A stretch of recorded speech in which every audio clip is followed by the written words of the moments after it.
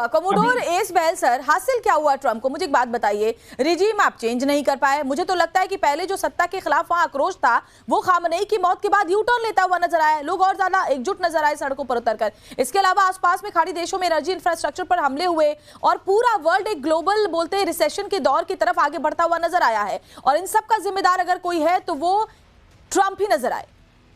बिल्कुल सही कह रहे हैं आप। उनका हासिल करना जो चाहते थे, आपने बिल्कुल क्लियरली बता दिया, वो तीनों मुद्दे वो हासिल नहीं कर पाए हैं।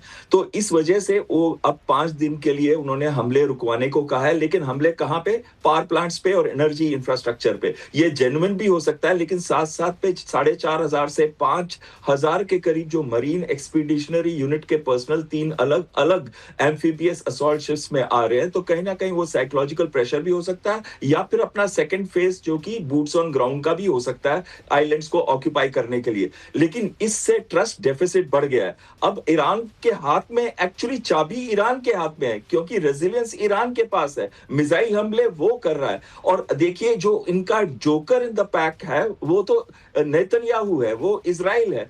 उसने तो कल से लेके आज तक 100 हमले और कर दिए हैं ईरान के ऊपर। तो हमले तो ईरान पे रुके नहीं। अगर हमले ईरान पे नहीं रुकते तो एक्शन रिएक्शन में हमले करता रहेगा ईरान। और इसके साथ एक बड़ी इंपॉर्टेंट चीज जो है, जो स्ट्रेट्स ऑफ होर्मुज की चाबी ईरान के पास है। तो इस समय ईरान को बोलना कि यस हम बातचीत कर रहे हैं, वो ज्यादा इंपॉर्टेंट है। सर एक बहुत छोटी सी बात समझना चाहूंगी, मुझे लगता है ये दर्शकों के मन में भी सवाल है, बहुत छोटी सी बात, कि क्या स्ट्रेट ऑफ हॉर्मुज ईरान के हाथों में है, ईरान उसको बंद कर सकता है? ये बात पहले से ट्रंप को पता नहीं थी?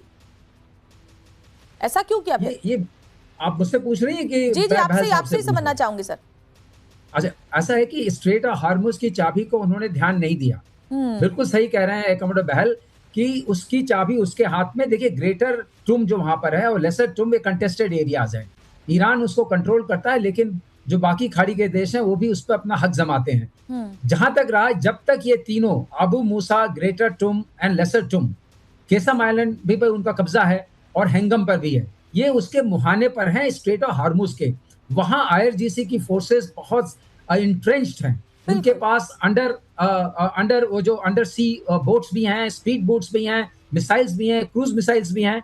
तो वहां से अगर कोई शिप पास करती है, और जो शिप लेन्स हैं वो 2-2 माइल की हैं, बीच में 2 माइल का बफर है, तो वो उसको सक्षम तरीके से अटैक कर सकती है, उनको निष्क्रिय कर सकती है। यही तरीका है कि अब तो ये हो रहा है कि लोग, ये आया है मीडिया में आ चुका है कि some ships are paying some money transit fee, और वो ट्रांजिट कर रही है। यानी चाबी ईरान के हाथ में है और ईरान जिसको चाहे वहां से निकाले, जिसको चाहे वहां से ना निकाले, अपना कब्जा रखे। सर मैं समझूंगी आप दोनों से एक और बड़ी बात, लेकिन बड़ी खबर ये आ रही है इस वक्त कि ईरान की संसद के उपसभापति अली निगजाद ने कहा कि ईरान को अमेरिका के खिलाफ सख्त रुख अपनाना चाहिए, ट्रंप के साथ बातचीत नहीं करनी चाहिए। अली निगजाद कह रहे हैं ट्रंप सच्चे हैं तो बताएं कि किससे बात की, जो वो दावे कर रहे हैं कि उनकी बातचीत चल रही है। ईरान अपनी सैन्य क्षमता के साथ मजबूती से खड़ा है, ईरान को किसी दबाव में आकर बातचीत नहीं करनी चाहिए। निगजाद ने कहा कि पहले भी 2 बार जून 2025 और फरवरी में जब बातचीत आगे बढ़ रही थी तब अमेरिका ने ईरान पर हमला किया, ऐसे में अमेरिका पर विश्वास नहीं किया जा सकता। उन्होंने इस बात पर भी जोर दिया कि ऐसे हालात में अमेरिका पर भरोसा करना मुश्किल है, ईरान को अलर्ट रहने की बहुत जरूरत है, जितना नुकसान अमेरिका ने पहुंचाया है। इस बीच बड़ी खबर यह भी है कि ट्रंप और नेतन्याहू ने आपस में बातचीत की, और अंदर की खबर यह है कि इजराइल ने ईरान के 2 और साइंटिस्ट मार गिराए हैं। हमने ईरान के 2 न्यूक्लियर साइंटिस्ट मार गिराए हैं, नेतन्याहू दावा कर रहे हैं, बाकी साइंटिस्ट को भी हम इसी तरीके से हमले का शिकार बनाते रहेंगे, नेतन्याहू ये कह रहे हैं।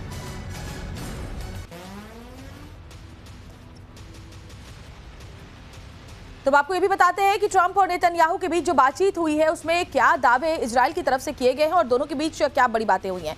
तो नेतन्याहू ने ट्रंप से बातचीत की जानकारी दी। ट्रंप का ईरान से समझौते को लेकर मानना है कि अमेरिकी सेना की उपलब्धियों का फायदा उठाएंगे, समझौता हमारे महत्वपूर्ण हितों की रक्षा करेगा।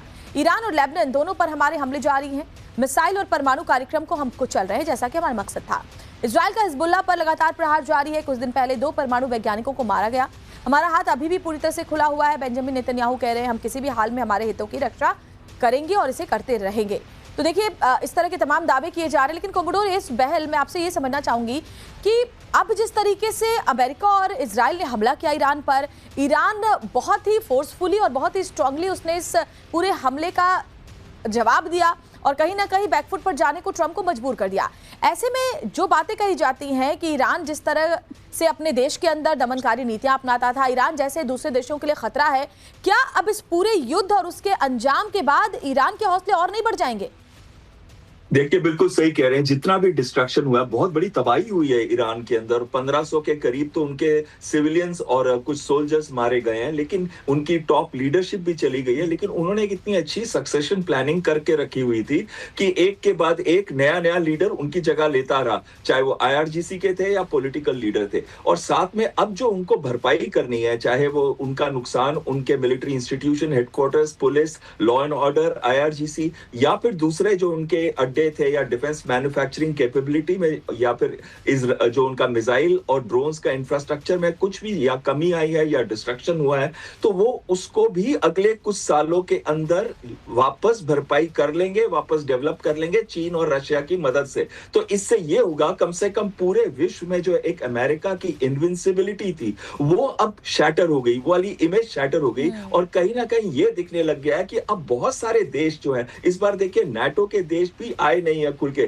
कल की स्टेटमेंट ब्रिटेन की दूं तो उन्होंने कहा ये हमारा युद्ध नहीं है। जर्मनी ने बहुत कांग्रेचुलेट किया इनको कि अच्छा है, सीज फायर करो, डिप्लोमेसी करो। जापान ने कहा हम तभी आएंगे जब आपका सीज फायर हो जाएगा, तब माइन हंटर्स को भेजेंगे। चीन ने क्लियरली कहा कि आप सीज फायर करिए। रशिया ने अगेंस्ट इनके स्टेटमेंट दिए। पूरा विश्व इनके साथ नहीं आई, ये अकेले अलग थलग पड़ गए हैं और इनको पीछे से प्रमोट कर रहा है इजराइल। और इजराइल को कंट्रोल करने के लिए सिर्फ ट्रंप ही कंट्रोल कर सकते हैं और कोई कंट्रोल नहीं कर सकता। इसलिए बहुत जरूरी है कि ट्रंप अब ये समझ लें कि ग्राउंड ऑपरेशन छोड़े, अब वो डील मेकिंग के लिए बात करें। और साथ में बहुत इंपॉर्टेंट है कि पूरे विश्व को जो एक तबाही की तरफ ले जा रहे हैं ट्रंप और नेतन्याहू, वो ये समझ लें कि आपके एक्शन से पूरा विश्व जो है वो इफेक्ट होता है। बिल्कुल। आज जो अलग अलग देशों में सर तेल की कमी से लोग जूझ रहे हैं, रिसेशन की कगार पर बहुत सारे देश खड़े हैं, एनर्जी इंफ्रास्ट्रक्चर बहुत सारे देशों के काफी हद तक तबाह हो गए हैं, इन सब का जिम्मेदार आखिरकार कौन है? मैं वीएम श्रीवास्तव आपके पास आऊंगी, लेकिन बड़ी खबर इस बीच सामने आ रही है। पश्चिमी एशिया की जंग से जुड़ी बड़ी जानकारी यह है कि ईरान ने अमेरिका का लुकास ड्रोन मार गिराने का दावा किया है। तबाह हुए ड्रोन का एक कथित वीडियो भी जारी किया गया है। ईरान के शायद ड्रोन की तरह मॉडल दिख रहा है। अब 131 ड्रोन गिराने का ईरान ने दावा किया है। और ये तस्वीर जरा आप देखिए। हालांकि पुष्टि नहीं करते हम इस वीडियो की सत्यता की, लेकिन ये दावे जरूर किए जा रहे हैं कि अमेरिका का ये लुकास ड्रोन जिसे गिराया गया है और कथित तौर पर ये वीडियो जारी किया गया है और दिखाया गया है कि कैसे हम अमेरिका को लगातार नुकसान पहुंचा रहे हैं।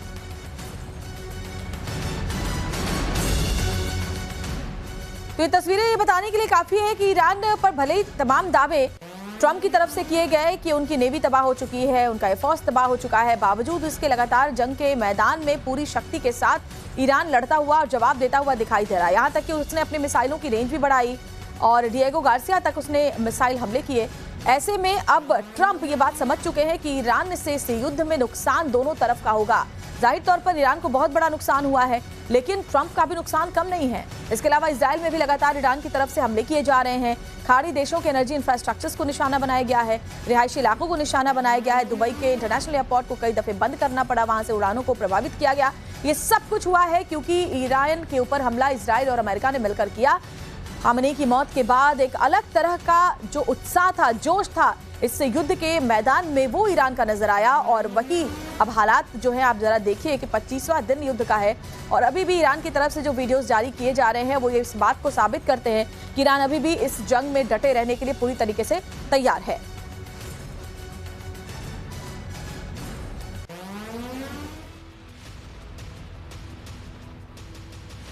और चलिए कुछ और जानकारी आपको देते हैं। तो लुकास क्या है? अमेरिका का आत्मघाती हमलावर ड्रोन है जिसका पूरा नाम है low cost uncrewed combat attack system.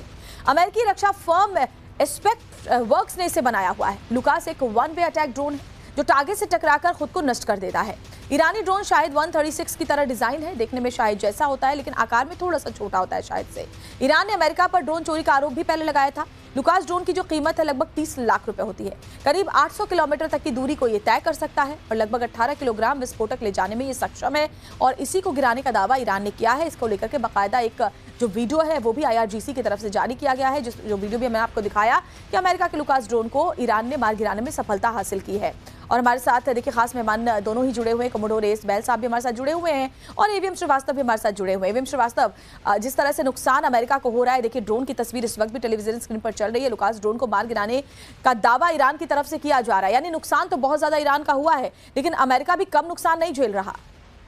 Drone को तो मान लीजिए हल्का ड्रोन है, लेकिन इससे दो बातें समझ में आती हैं। एक बात तो ये समझ में आती है कि वॉर टाइम में अमेरिका जैसे टेक्नोलॉजिकली एडवांस कंट्री को शायद 136 को कॉपी करना पड़ा, लो कॉस्ट ड्रोन को, क्योंकि उनको पता है कि जो उनके अस्त्र शस्त्र इस्तेमाल हो रहे हैं उनकी कीमत बहुत ज़्यादा है, और ये कॉस्ट एफिशिएंसी वाली वॉर भी हो गई।